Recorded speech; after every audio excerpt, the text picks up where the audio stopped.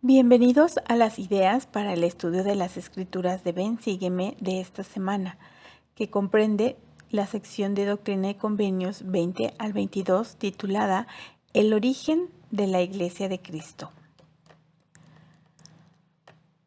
La obra de traducción del Libro de Mormón del profeta José Smith se había completado, pero la obra de la restauración recién había comenzado.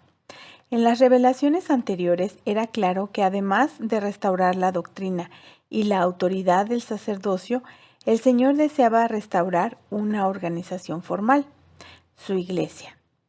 De modo que el 6 de abril de 1830, más de 40 creyentes atestaron la casa de troncos de la familia Whitmer en Fayette, Nueva York, para ser testigos de la organización de la Iglesia de Jesucristo. Sin embargo, muchas personas se preguntan por qué es necesaria una iglesia organizada. La respuesta se encuentra por lo menos en parte en las revelaciones relacionadas con esa primera reunión de la iglesia en 1830. En ellas se describen bendiciones que no serían posibles si la verdadera iglesia de Jesucristo no hubiera sido debidamente organizada y establecida en los últimos días. Para mayor información puede ver el capítulo 8 del Libro de Santos, tomo 1, y el capítulo Edifica mi iglesia del libro Revelaciones en Contexto, que se encuentran en la lista de reproducción de esta semana. Ideas para el estudio personal de las Escrituras. Tema: La Iglesia de Jesucristo de los Santos de los Últimos Días está fundada en doctrina verdadera. La sección 20 se presenta como una revelación sobre la organización y el gobierno de la Iglesia. Pero antes de detallar las normas de la Iglesia, los oficios del sacerdocio y los procedimientos para llevar a cabo ordenanzas, esta revelación comienza enseñando doctrina fundamental. Conforme lea los primeros 36 versículos de esta revelación, pregúntese por qué será así. También podría elaborar una lista de las verdades del Evangelio que encuentre, como por ejemplo que el Libro de Mormón y su función en la restauración, la naturaleza de Dios, la expiación de Jesucristo. ¿Por qué sería importante hacer hincapié en estas verdades cuando la Iglesia estaba siendo establecida? Siguiente tema. Las ordenanzas sagradas son una parte esencial de la Iglesia restaurada. Cuando la Iglesia fue organizada, el Señor enseñó a sus santos en cuanto a las ordenanzas sagradas, entre ellas el bautismo y la Santa Cena. A medida que lea las instrucciones concernientes a la manera del bautismo, piense en su propio bautismo. ¿Tuvo algunos de los sentimientos que se describen en este versículo? ¿Los tiene ahora? Medite sobre lo que puede hacer para mantener viva su determinación de servir a Jesucristo hasta el fin. Al leer sobre la Santa Cena en Doctrina y Convenios 20, del 75 al 79, procure leer estas oraciones sagradas con la perspectiva de alguien que las esté escuchando por primera vez. ¿Qué entendimiento recibe en cuanto a la Santa Cena? ¿Y en cuanto a usted mismo? ¿Cómo podría ese entendimiento influir en la forma en la que usted se prepare para tomar la Santa Cena esta semana? Siguiente tema. El servicio del sacerdocio bendice a los miembros de la Iglesia y a sus familias. Si alguien le pidiera que nombrara los deberes de un poseedor del sacerdocio, ¿qué diría usted? En Doctrina y Convenios, sección 20, versículos del 38 al 60, se enumeran los deberes de los diversos oficios del sacerdocio. ¿Hay algo en estos versículos que cambie lo que usted piensa sobre los deberes del sacerdocio y la forma en que el Salvador lleva a cabo su obra? ¿De qué manera ha sido usted bendecido por la obra que se describe en estos versículos?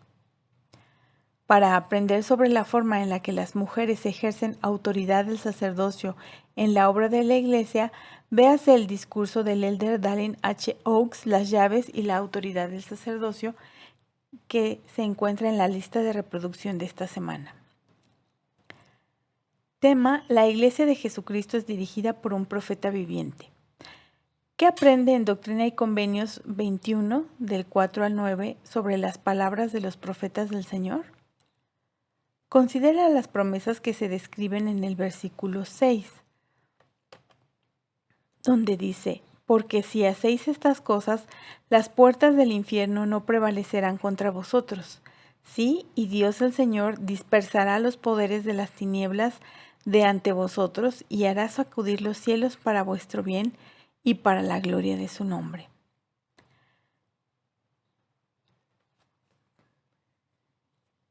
¿Qué significan estas promesas para usted?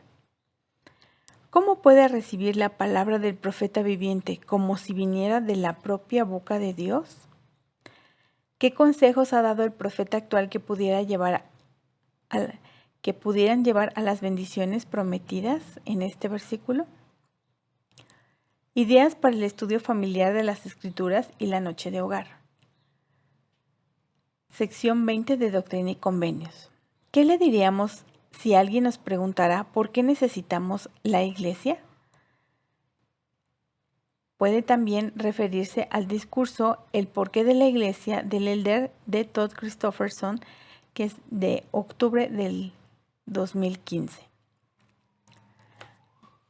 Doctrina y Convenios 2069, que dice: y los miembros manifestarán ante la iglesia, así como ante los élderes, por su andar y conversación piadosos, que son dignos de ello, andando en santidad delante del Señor, para que haya obras y fe, de acuerdo con las Santas Escrituras.